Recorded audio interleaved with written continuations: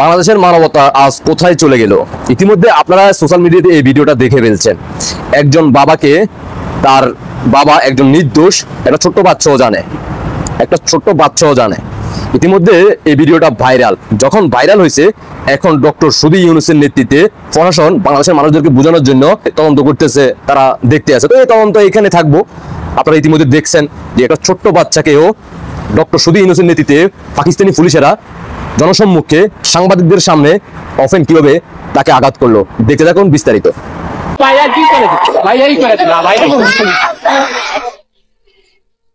বাবাকে ধরে নিয়ে যাচ্ছে পুলিশ।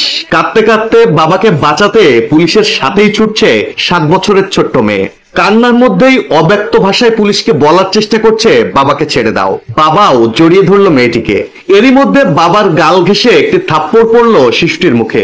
মুহূর্তেই হতভম্ব শিশুটি বাবাকে ছেড়ে ফিরে গেল বাসায়। আর বাবাও কান্না চাপা দিয়ে চললো পুলিশের সাথে।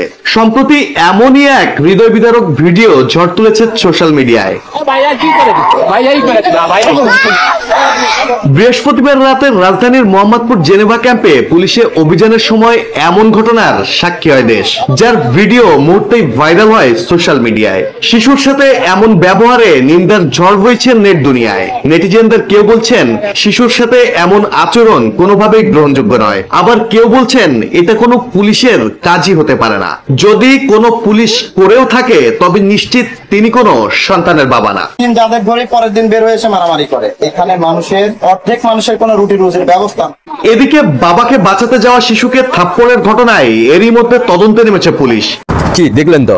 আপনার চোখে পানি আসছে, আমার চোখে পানি আসছে, কিন্তু ওই সকল জুলাই যোদ্ধা যারা আসমান জমিন কাঁপিয়ে খাট কাঁপাইতে আছে, এখন তাদের চোখে এখন পানি আসে না, তারা এখন আর কথা বলে না। ওই সকল কন্টেন্ট ক্রিয়েটররা যারা গত 15-16 বছর মাননীয় প্রধানমন্ত্রী শেখ হাসিনার উপহার দেওয়া বঙ্গবন্ধু স্যাটেলাইট মহাকাশে পাঠানোর পরবর্তীতে তারা সেলিব্রিটি হয়েছে, অনলাইনে কোটি কোটি টাকা কামাই করে ফেলছে, তারা তখন মাননীয় প্রধানমন্ত্রী শেখ হাসিনার বিরুদ্ধে কথা বলা শুরু করে রাজপথে নেমে আনতে বাধ্য করছে সাধারণ জনগণদেরকে মিথ্যা ডলার কাছে বিক্রি হইয়া। আর সেই সকল সেলিব্রিটিরা এখন আর কথা বলে না, তাদের চোখে এখন পানি আসে না, তাদের আবেগ ইমোশনাল এখন কাজে আসে না।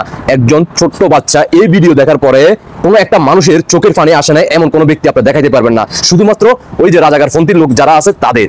একজন বাচ্চা, তার বাবাকে ধরে নেওয়া হচ্ছে, সে দাঁড়াইছে, তার বাবার সামনে দাঁড়াইছে পুলিশকে যে আমার বাবা নির্দোষ, আমার বাবাকে নিয়ে যায় না। এটা বলা কি? এই ছোট্ট বাচ্চার বয়সটা কত? এই বাচ্চার অপরাধটা কোথায়? এই বাচ্চার গালাদে সে থাপ্পড়টা দিল, তার কি সন্তান আছে? তার কি ছোট বাচ্চাদের প্রতি কোনো মায়া মহব্বত আদর স্নেহ আছে? আপনার কি মনে হয় সে কি মানুষ?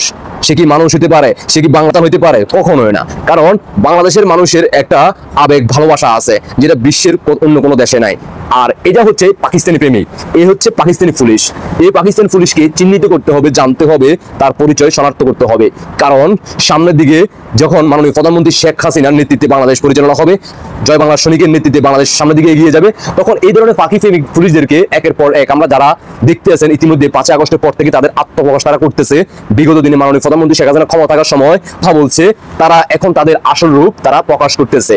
এই যারা তাদেরকে চাকরি দিচ্ছেন, ওই সকল এমপি মন্ত্রীদেরকেও ভবিষ্যতে তাদের হিসেব নেওয়া হবে, আশা করি বুঝতে পারছেন। দেশবাসীকে দেখার সুযোগ করে দিবেন, সর্বোচ্চ শেয়ার করে বাংলার মানুষ দেখুক, জানুক এই বাংলাদেশ কার হাতে নিরাপদ, কারা ক্ষমতা থাকলে এই বাংলাদেশের সাধারণ জনগণ থেকে শুরু করে ছোট্ট ছোট্ট শিশু সন্তানরা ভালো থাকবে। মাননীয় প্রধানমন্ত্রী শেখ হাসিনা সবচেয়ে ভালোবাসতেন গরিব অসহায় মানুষদেরকে, এতিমদেরকে। তার প্রিয় বন্ধু ছিল প্রথম কাতারে। মাননীয় প্রধানমন্ত্রী শেখ হাসিনা ব্যতীত অন্য যারাই ক্ষমতায় আসছে তারা কখনো গরিব অসহায় মানুষের বন্ধু ছিল না, শিশু ছোট্ট ছোট্ট বাচ্চাদের বন্ধু ছিল না। এটাই বাস্তব, এটাই সত্য, আশা করি বুঝতে পারছেন। দেশবাসীকে দেখার সুযোগ করে দিবেন। আপনাদের ব্যক্তিগত মতামত অবশ্যই কমেন্টে জানিয়ে যাবেন। আল্লাহ হাফেজ।